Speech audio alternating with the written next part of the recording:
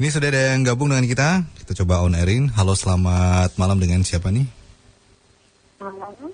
Ya, selamat malam dengan Nia. Nia. Oke. Iya. Ya, Mbak Nia, silakan. Ini alamat sudah saya simpan, jadi Mbak Nia langsung aja cerita dari sekarang. Silakan Mbak Nia. Kejadiannya itu udah beberapa bulan yang lalu, Mas. Sekitar 2 bulan yang lalu kayaknya, kalau nggak salah. 2 bulan yang lalu? Itu kejadiannya itu masih pagi, sekitar setengah 9, jam 9 gitu kan. Itu tuh saya kan habis dari kamar mandi. Ya kan, Mas. Terus setelah buka dari kamar mandi itu, di jemuran itu kan, setelah buka di kamar mandi itu kan ada jemuran kan, Mas. Nah, itu saya seperti melihat itu cuma sekejap mata aja, laki-laki ini, saya nggak begitu jelas wajahnya, cuman saya mengamati itu seperti kayak ada kumisnya, terus pakai baju baju putih lorek hitam, itu langsung hilang gitu aja, Mas. Tapi itu kejadiannya pagi kok, Mas. Langsung sekejap langsung menghilang gitu aja, durasinya cepat banget gitu loh Mas. Terus ada pernah juga ada kejadian di tahun 2015 kemarin. Itu papa mertua saya waktu tidur itu kan tidurnya di ruang tengah kan, Mas, di depan TV. Itu dia beliau itu tengah tidur, tengah sadar, seperti kayak mendengar orang tuh tertawa, kenceng banget tuh. Dari arah mana itu, Mbak? Kurang tahu arah mana, nggak cerita sih dari arah mana, cuman deket aja gitu, deket dari tempat atas saya gitu. Suaranya nggak tahu gitu. Halo Mbak. Ya, halo. Itu rumah lantai 2? Apa? Rumah masih dua lantai gitu? Enggak, cuma 1 lantai aja. Satu lantai aja. Rumahnya gede banget. Itu pernah juga mertua saya merasa itu kayak di atas orang, itu kan, Mas. Begitu mulai itu kayak kebayang tuh orang yang ngeliatin tuh tinggi besar gitu. Ya sedang liatin aja terus ngilang gitu. Kalau saya dulu juga pernah ngerasain waktu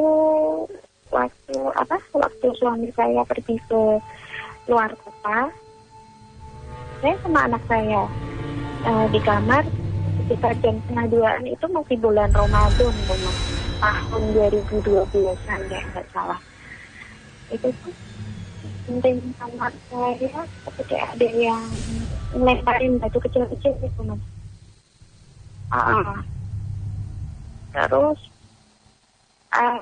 ya suasananya nggak enak banget. Gimana, Mbak? Halo? Iya, terus aja Mbak, gimana? Ya udah, yang saya alami seperti itu. Terus keponakan saya juga ke rumah juga pernah ngalamin hal yang aneh. Ini dengar cerita dari kakak ipar saya, pernah tidur di Mas. Itu kan kayak seperti ada musola, bekas musola dalam rumah itu, bekas musola tapi dibuat kamar. Ya kan? Tidur di bawah itu kayak ada yang lompatin. Mukanya kayak ada yang ngelangkahin gitu. Oke, ini rumah dulu dulu kan pernah cerita ya sama kita ya. Tapi waktu itu nggak ada sama Mas Bu. Ini biar refresh lagi ke kerabat Himalajo dan juga Mas Bu ya yang lagi mendengarkan. Ini dulu awal mula, ini berarti rumah mertua ya? Iya. Rumah mertua. Dari awal memang sudah tinggal di sana atau rumah ini beli dari orang? Kurang tahu, soalnya ini rumah sejak suami saya lahir jadi sini kok. Beli dari orang kayaknya kalau nggak salah. ceritanya ini kan suami saya kan tinggal di sini sudah 32 tahun. Oke. Cuman bangunannya itu dulu pernah diubah, bukan bangunan asli. Itu. Bangunan lama gitu. Iya, tapi bangunan aslinya ini kan dari papan kayu, cuman udah dirubah jadi apa namanya? Tembok gitu loh, Mas. Dirubah apa, Mbak? Dirubah jadi tembok. Dulunya itu kan kayu gitu, sekarang dirubah jadi tembok. Emang dulu ini rumah bangunan coraknya seperti apa sih, Mbak? Jawa? Enggak, kurang paham juga ya, Mas. Biasa aja kok. Ini kan posisinya di belakang musola persis. Rumah belakang musola persis ya? Belakang musola persis. Ini ruangan mana aja yang sering diganggu? Kamarnya Mbak Nia, terus? Enggak, ini yang sering banget itu sama kakak saya. Kakak berdua saya itu kan kosong, Mas. Halo? Ya, halo Mbak Nia. Ini suara Mbak Nia bisa cari sinyal yang bagus, agak putus-putus. Oh, putus-putus. Udah. Ya. Udah jelas? Ya, oke, udah jelas. Mana aja Mbak tadi yang dibilang sama Mbak Nia? Itu di bekas kamar papa mertua saya. Itu kan dulu pernah ditempati sama mertua saya. Tapi berhubung kamarnya rusak, jadi ditinggal. Apa mertua saya udah nggak tidur di situ lagi gitu. Lantas dipakai buat apa, Mbak? Sekarang cuma dipakai buat ganti baju aja. Cuman ada lemari sama barang-barang kayak seperti gudang, dibuat gudang gitu loh, Mas. Nah, itu keponakan saya atau siapa aja, itu kalau mau ke kamar mandi itu kan melewati kamar itu. Lah, kalau melewati ke kamar itu tuh kayak rasanya gimana gitu. Padahal tuh tiap hari dibuka, tiap hari dibersihin, tiap hari juga dikasih penerangan juga. Pernah juga mertua saya tiap kali kebangun jam 2:30 dan 2:30 pagi ambil wudhu buat sholat tahajud, itu sering banget denger kayak orang tuh ini loh, Mas, orang laki-laki ini gitu, sering banget, dan itu keras banget. Dan saya pun juga pernah mengalami hal yang seperti itu. Dan padahal di sekitar rumah saya itu sebelah kanan kosong. Sebelah kanan itu kan gudang musola, sebelah kiri itu juga kosong juga gitu loh, Mas. Sebelah kanan pun juga kosong gitu. Sebelah kanan itu kalau kita menghadap rumah atau dari rumah? Sebelah kanan dari rumah kita menghadap keluar. Berarti kalau kita menghadap rumah sebelah kiri ya? Iya, kalau menghadap rumah sebelah kiri. Kalau kita menghadap keluar, kita di dalam rumah sebelah kanan. Itu kosong? Kosong, Mas. Itu dulu saya mitosnya itu kalau ada orang meninggal dunia di kampung kita, itu kan di situ kan ada itu perlengkapan kayak buat orang meninggal tuh kayak kerenda, kayak tontong, kayak buat yang memandiin jenazah. Itu katanya konon ceritanya itu kalau ada orang yang mau meninggal itu kerenda gitu Mas, kalau malam. Dan nggak tiap orang tuh bisa dengar itu gitu loh. Jadi cuma salah satu aja yang bisa dengar kalau kerenda itu. Dan saya pernah mengalaminya sekali. Itu waktu dulu. Kapan itu, Mbak? Saya nggak dengar. Udah lama, kayaknya tahun 2010-an gitu. Itu berarti sebelahan dengan ruang kamar yang dimaksud sama Mbak ini?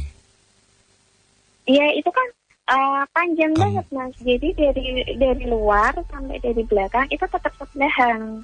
Ya, Mas, yang saya maksud tadi bekas kamar mertua ya. Yang ditinggal itu berarti posisinya adalah sebelah kiri kalau kita menghadap rumah ya. Iya, betul sebelah kiri. sebelahnya kamar mandi persis. Ya, Kayak gitu. coba dikembangin lagi Mbak kalau kita ngomongin soal yang di sebelah, kalau dari Mbak ya, kalau dari di dalam rumah berarti sebelah kanan ya.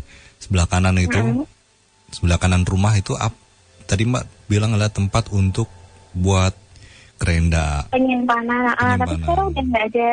Kalau sekarang udah nggak ada. Sekarang udah cuma tanah kosong aja, pelong-pelongan. Sewaktu Ya, dulu sewaktu dulu masih dipakai buat nyimpan kerenda seperti itu. Keranda gitu. Itu ada cerita-cerita yang muncul atau tidak di balik penyimpanan? Enggak, saya nggak dengar dari tetangga, soalnya kan di sini jarang banget mas tetangga pada ngobrol satu sama lain. Saya kurang informasinya tentang itu. Cuman saya pernah dengar satu orang tetangga saya yang bilang seperti itu. Suami saya pun juga bilang seperti itu, kalau ada orang yang meninggal itu tuh kayak keranda itu kayak goyang gitu loh mas, kayak bunyi.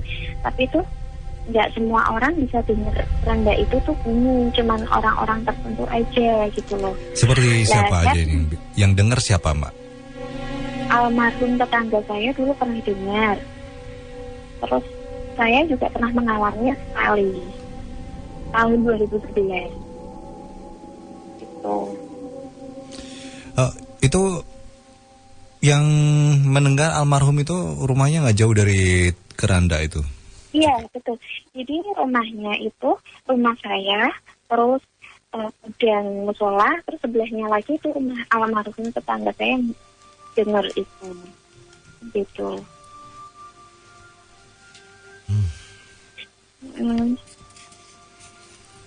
Oke, tadi Mbak waktu menyebutkan tempat jemuran ya? Iya, jemuran, di dekat jemuran itu. Itu tapi durasinya cepat banget mas, jadi kayak antara iya apa tidak gitu loh. Tapi yang melihat siapa tadi? Gimana? Yang melihat siapa tadi yang di jemuran? Saya yang melihat. Mbak Nia ya? Itu jemurannya dari aluminium gitu ya? Atau? Iya benar, dari ya? aluminium gitu. Itu jemuran jantung tuh loh, bulat gitu loh mas. Iya. Terus?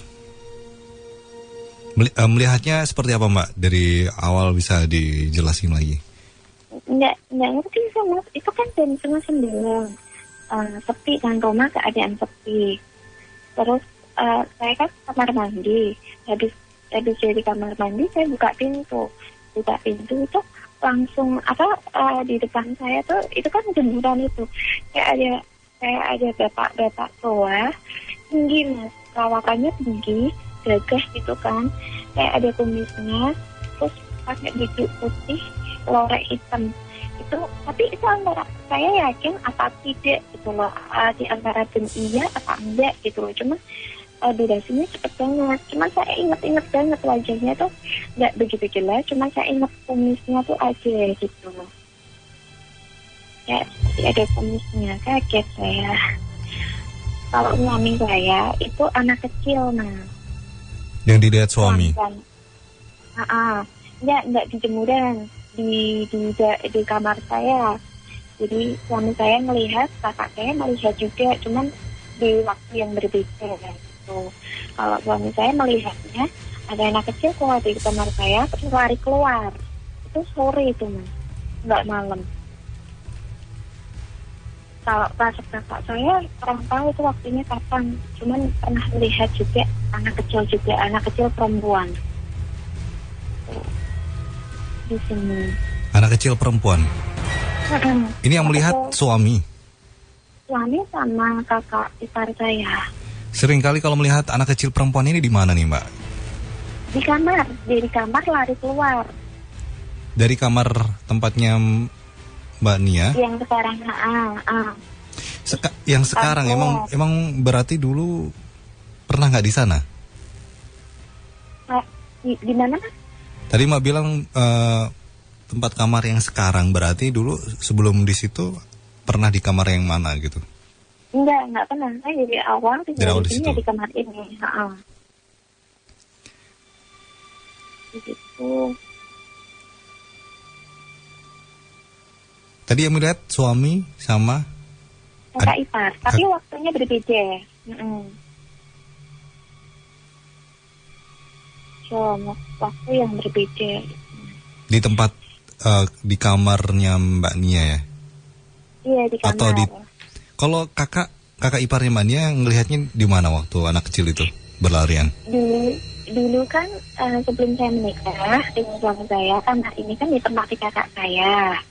Ya kan, nah kakak tiduran di kamar ini, itu pintu kayak ada yang buka, ditengok gitu. Nah yang buka pintu itu tuh seperti kayak anak kecil perempuan. Dari pikir kakak saya itu siapa gitu loh. Tapi kakak saya itu tidak cerita ke siapa-siapa. Karena suami saya mengalami hal yang serupa, kan suami saya cerita sama kakak saya. Akhirnya kakak saya bilang, ini aku tidak pernah melihat anak kecil gitu. Terus keponakan saya juga pernah. Waktu itu keponakan saya kan masih sekolah, Mas, ya kan? Dia pulang sekolah, pulang di rumah tuh nggak ada siapa-siapa, sepi sekali nggak ada siapa-siapa. Dia kan iseng main malam itu loh, Mas, main malam terus dibakar, gitu kan? Itu tidak lama dari ibu mertua saya meninggal. Dia main malam sambil bakar malam gitu kan.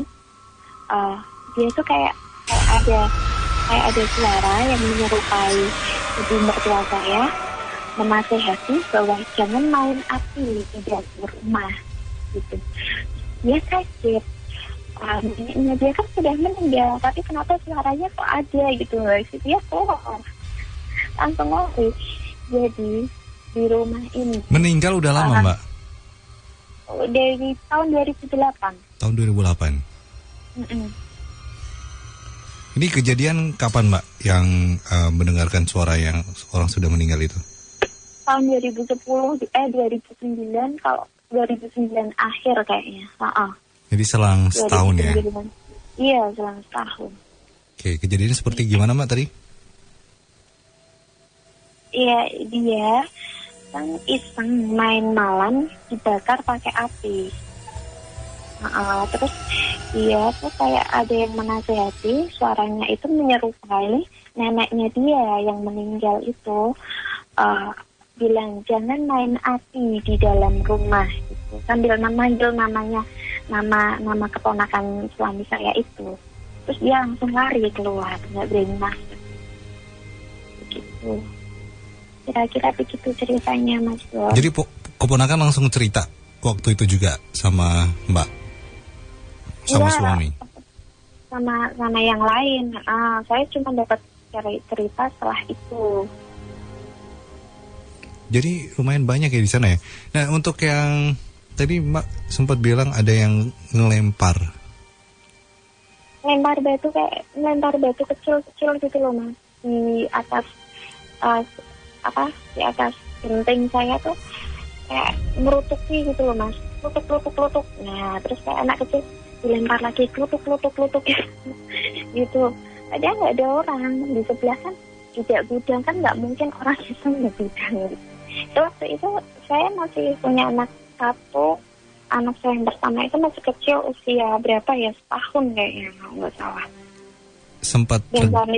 Sempat terganggu nggak anak kecilnya Mbak? Enggak. Anak saya nggak terganggu. Enggak. Terus pernah juga saya naruh HP saya sama speaker buat dengerin musik itu di atas TV kan, Mas.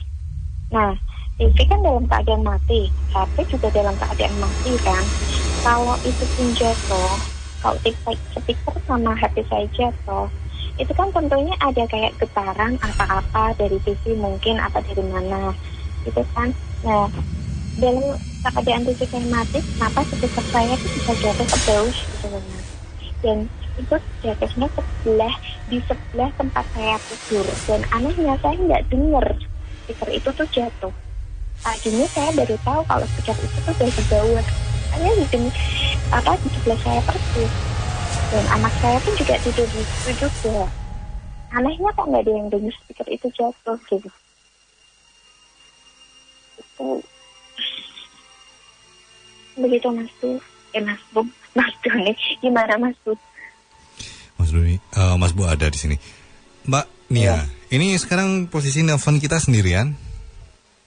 Iya, sendirian di kamar. Mami lagi di luar. Tapi Anak-anak pada tidur. Tapi tahu ya kalau lagi mau on air di Imelda, suami. Oh, tahu. Iya, tahu. Berarti nggak ada di situ ya suami ya? Iya, dia. Iya. Siapa tahu kalau ada, kita coba pengen tanya juga dari suami bagaimana sih ceritanya kalau dari suami sendiri. Nggak mau Mas. Agak susah sih soalnya suami saya. Yang menurut paling mengganggu di rumah dari mungkin dari Mbak Nia atau mungkin dari keluarga besar gitu, yang mana? Yang mengganggu, sebenarnya sih tidak mengganggu ya Mas ya. Cuman dia kayak memperlihatkan terus dengan suara-suara seperti itu. Sebenarnya tidak mengganggu, cuman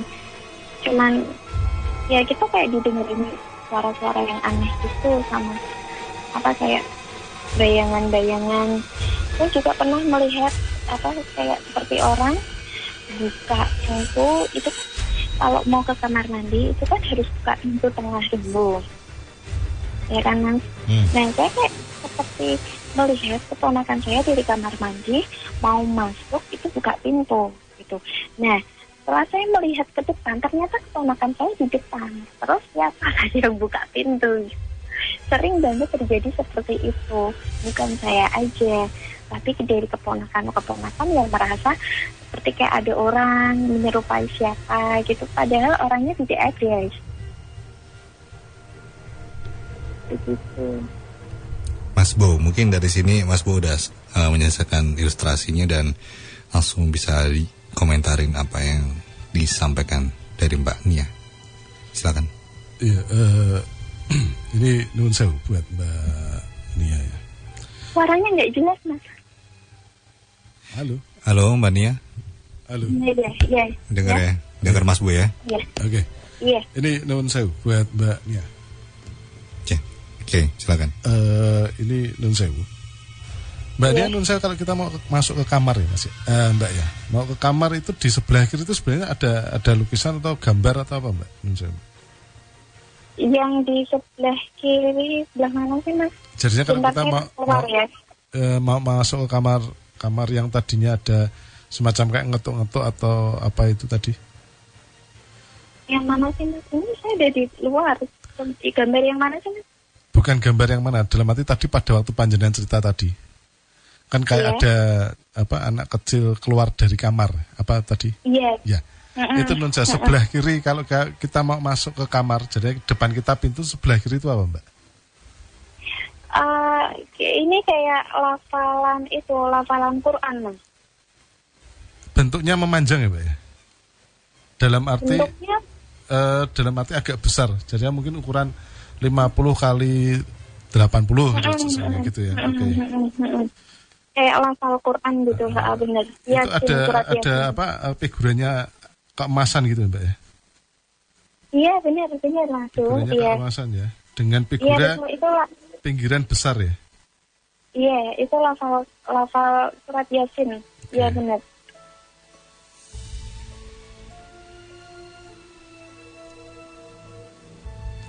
Terus kemudian nun sewu, itu di bawah itu ada apa? Buffet atau meja atau apa ini? Di bawah lafal itu nun sewu. Ada kasur Mas, kasur kecil. Kasur kecil? Iya, kasur lipat. Gitu ya. Kasur lipat yang ada besinya itu atau bagaimana Mbak?